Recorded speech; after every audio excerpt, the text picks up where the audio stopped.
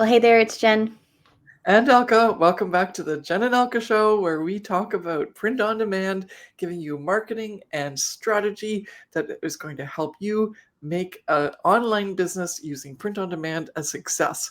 Now, today, again, this is our favorite episode that we do every week, and it is the product and tip of the week for the Zazzle designers that love the Zazzle platform as their print on demand source. And we are diving deep into weddings. This is the second of a four-part series where we are talking about what you can do to leverage the wedding market, which is huge on the Zazzle platform. And the way to dip in there is in any one of these ways. You're never too late, even if you're a little bit late to the game, because we're doing this recording end of January. And so you might still think, oh, I've missed the mark. That's not true. And so today, specifically, we want to gear you into what theme and what themes are predicted for 2026 as a way to cash in on print-on-demand products that you can make and deliver on the Zazzle platform in your shop. Okay, so let's get started. Okay, so we are going to dive into the guide. Just a reminder, this is part 2 of our 4-part series. So if you haven't watched the first one, go and watch that after completing this one here, and stay tuned for the next 2 coming forward. So this is the wedding guide. You can just easily go on to Google and or on Zazzle in the forum, but on Google it's really easy. Just put in wedding guide 2026 for Zazzle and this pops up here. We kind of covered this already, so I'm just going to scroll down to the section where we're going to focus on right now, which is the theme ideas. And so theme is different than the color palettes. The previous video that we just did, we focused on what color palettes are trending, and now we're going into the theme ideas.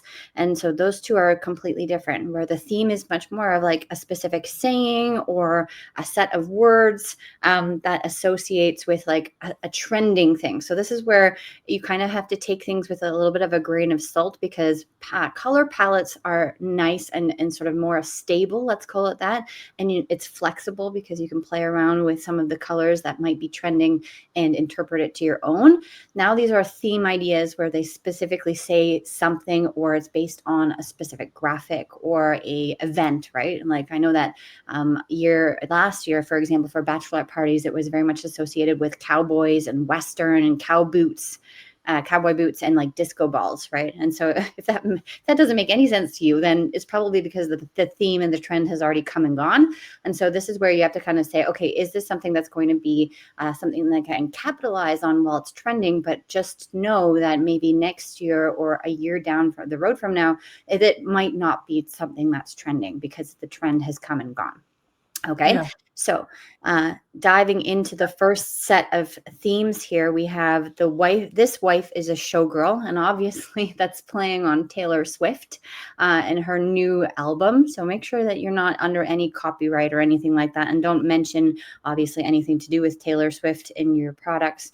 But you can see here in the little mood board, we've got tiaras and the feathers. We've got cowboy boots, and we've got even the Taylor Swift bracelets that have the little letters on them and everything. And so super popular choice for bachelorette parties, bringing sparkle, diva energy, and fun for the bride who wants it all. And so this actually is a little bit more associated with the bachelorette party. I'm not too sure if this is technically a wedding theme that we would have for your actual wedding celebration, but this would be more for the party before. Yeah. Then we've got Girls Gone Mild, which is odd. So it's completely different from Girls Gone Wild, but obviously it means like it's for bachelorettes who prefer pampering over partying. So more of the spa related things, more fine dining, going in and getting massages or whatever, going to a girls getaway that's a little bit more calm and relaxed. Then we have art gallery. Oh, perfect. Actually, I want to go back to this other one here for the Girls Gone Wild. It's interesting because they've spliced 2 different kinds of themes together. We covered at the beginning in our first video about the handwritten details. So that's been something that's a popular trend for the last year, where it's more that whimsical French-inspired handwritten. And so what particular product that was chosen to be showcased here follows suit with that, with the hand-drawn images and the hand-drawn text and having it be a lot more like just sort of that more rustic, whimsical feel to it. Okay. And it goes along with the color scheme, which was predicted, which is the shades of brown, which is also Yeah. right, because normally you would think this would be like a pink or something like that. Yeah. Yeah. And then the next one here is art gallery, which is interesting. So inspired by gallery-worthy design and timeless craftsmanship, this wedding look celebrates luxury and organic florals, built with cohesive collection with watercolor invitations, elegant menus, and custom signage. This is interesting because it's not an actual product on Zazzle. So this is a little bit misleading in terms of actually the image that they're showcasing to help you understand what this whole theme is about, because that text, unfortunately, you're not going to be able to replicate those swirly cues on a product on Zazzle that is customizable. There are fonts on Zazzle that are script based, but this is very much hand drawn or handwritten with calligraphy. And so, this one is a little bit confusing to me because they're showcasing this beautiful calligraphy wedding invitation. The envelope definitely showcases a little bit more of the watercolors, but it doesn't really tell you open to interpret more so than just art gallery. So it might be even like fine art, like going back to the very, very fine watercolor detailed art that, many, many years back, that's not even really something that has been on Zazzle recently because everyone's just buying things from Etsy or Creative Fabrica, but actually having that, things that would be seen in a like an art gallery, a proper art gallery, right? I don't know if you Yeah, want to touch like base on that a little bit. yeah, like botanicals, but everything that you use, make sure it's copyright free, right? Yeah. Mm-hmm. And then something blue. This was popular last year as well, but this is now incorporating more of that Bridgerton, the coquette. Is that what it's called? What's that? The toile, not toile, but sort of that fine dining. It Yeah. reminds me of those blue china dishes. Yeah. Um, Excuse me. Yeah, exactly. It even says it right there. Yeah, it combines old China prints and new delicate florals. yes. Yeah. Yeah, so that's a pretty one as well. And this is showcasing a product related to a bridal shower. But I would say that it would also be something that you could definitely do for wedding as well. And you don't have to have the word something blue in there. I know that that was the trend last year, where literally in the text on the actual product, it had something to do with something blue, but you don't have to do that. You can just have that in your tags or in your title, but just blue accents. And before you move to the next topics or the design themes, you might have noticed a trend already, right? Like the last video was very much around wedding invitation suites, but also just like that's where we start. We make a wedding invitation suite, but you can see here that wedding is a huge industry that has multiple different facets. And one of the biggest areas is all the bachelor party and bachelorette party or bridal shower, etc.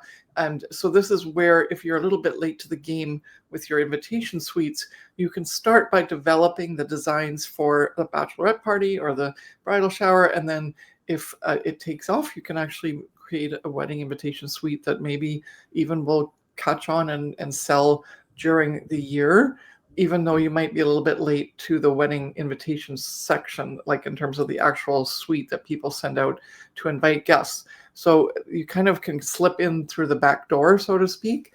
And once you realize something is a popular pattern, you can build out your suite, even if you were a little bit late getting into the game. And we're trying to, get into the game with your wedding invitation of some sort, right? And Mhm. so that's really important to remember, that there's multiple ways to get into the wedding market.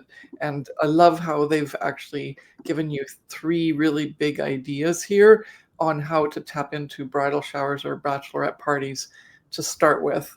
And they are just as lucrative as the actual wedding invitation suite. So that's really important to remember. Mm-hmm. Okay, next themes. Going down here, we've got a perfect match. And I think this was actually one, it reminds me of something I think was in the guide last year, or some version of it, but having to do with, It was for the matches, because Zazzle brought in oh, matches yeah. last. Yeah, so they're bringing that back, but now it's more of a like a theme of something to do with sports like tennis and pickleball. Yeah. Yeah. Okay. And then obviously associating with that pink and green color, like as if you were at the tennis club, the stripes, and just reminds me of all those like old like Ralph Lauren polos. Like just think high-end class, clean lines, and sort of that, tennis club or pickleball club feel, like high-end club, sports club feel. Yeah. The next one here is She's a Catch. Interestingly enough, so this is for a bachelorette party for the girls' weekend here. And She's a Catch is a fun coastal inspired theme, perfect for bachelorette parties. Playful, with a playful "she found her lobster" twist that leans into charming nautical romance, which was quite fun. I'm not too sure if this would be for anything else except maybe a bachelorette party, but it's a fun one for sure. And that ties in with up above when in the last video that we did in the actual color palettes. Coastal is one of the color palettes as well, with the blues and the pearly whites and everything. So that's a fun one. Next one is Wife of the Party. Bold, celebratory bachelorette trend centered around the bride as the ultimate life of the party. Think high energy vibes with retro motifs. And once again, it's tying in that theme of the handwritten details, which is kind of cool as well. And those colors, which is the pink and the red, it seems to be something that's really trending in the last year and up and coming for 2026. And the last, not least, is Cottagecore. So soft florals, vintage lace, garden party charm. This fits in with up above in the last video that we did, and I say up above because when we did these color palettes, that fits in with the vintage ivory theme as well with the Cottagecore. Interestingly enough, like Cottagecore, it's an interpretation, but I always thought it had to do with something to do with cottage.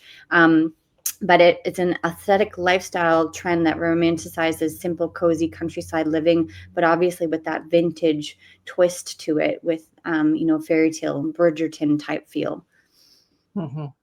Yeah, and if any of these are something you really want to pick, and you're asking our opinion, I think the Cottagecore is something I would stay away from, just because there's so many. Like you can do that kind of theme, but I wouldn't use Cottagecore as a way to describe it and add that as my title, like my tag word, because so many other times in the past, people have tried to do Cottagecore, and you end up with roosters on aprons and stuff like that. So the wedding stuff gets a little bit lost, and it goes more funky country rather than elegant Bridgerton. And so that would be my 2 cents worth here. But the others all seem like really fun aspects that you can not only just, like, most of them are showcased here for parties other than the actual wedding, but I think some of these can be really well incorporated into literally the wedding theme as well as the save the date and the thank you card and the whole wedding scenario. Yeah. Yeah. All right. Okay. Next one, we have 3 lines here. So that's Amore, which is channeling the cozy romance of Italy. So Amore. Theme for ideal bridal showers, engagement celebrations, and welcome parties. So this is a fun one, especially because there is that trend for the Mediterranean tiles with the lemon and that blue, like the tiled theme. And so this is obviously different, but it's still playing on that European romance, which is quite fun. And the pink and the red are coming back in. Yeah. Yeah. And I would say I would even tie this in with this sort of theme of it being that pink and red. It doesn't really give you a sense of what the invitations would look like, but don't make it ridiculous, like adding pizza or pasta to